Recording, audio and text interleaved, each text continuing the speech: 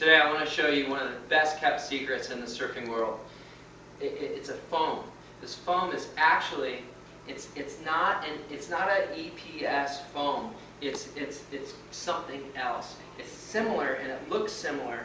It's by far the hardest foam to shape.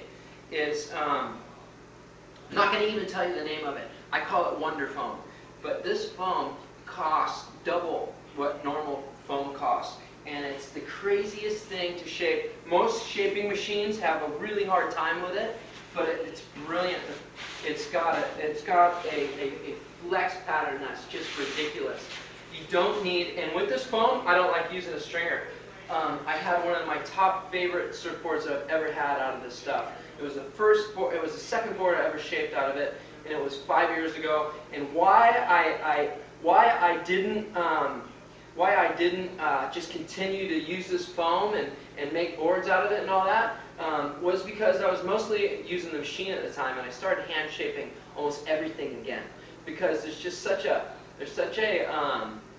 dynamic to hand shaping for me personally. I'm not saying hand shaping is better than machine shapes, but it was for me, and so that's why I'm doing it. But here you have a module model, and I just made myself 3 boards in the last 2 days, and I made the module out of this Wonder Foam, and this thing is going to be phenomenal. It's going to be dynamic.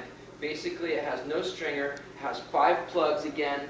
I mean, when you do 5 plugs, what you're doing is you're just creating the possibility of having 2 boards in one.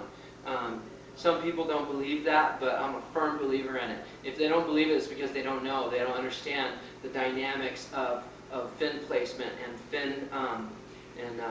fin design and things of that sort. So once again, I'll tell you, don't be afraid of having too many plugs in your board. I mean, 5 plugs is not too many. It doesn't add too much weight to the board. It doesn't add drag when you don't have the other fins in. Say you're using 3 fins, it doesn't add drag with these other 2 fins. Future Fins does make a little insert that you can put in and fill in the spots if you feel like you need to. Personally, I don't feel like I need to.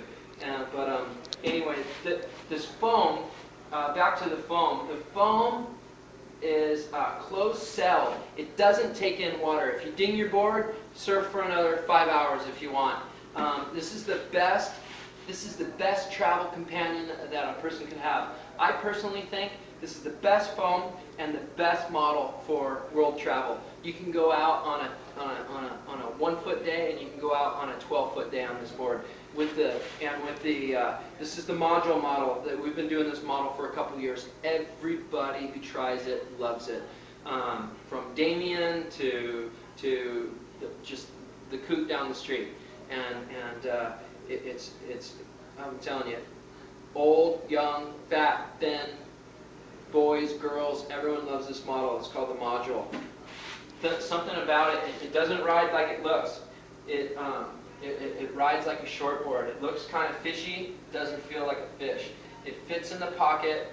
It carries over flat sections. This particular board is 5'5". It's 2.5 thick. I did it thick because this particular foam, I can make boards thicker, and there's something about it that makes it just go so amazing, and it's a perfect thickness for me personally. I'm 180, 185 pounds. When I push on the board, it has a brilliant flex, and it pushes back, and it doesn't wash out like some stringerless boards.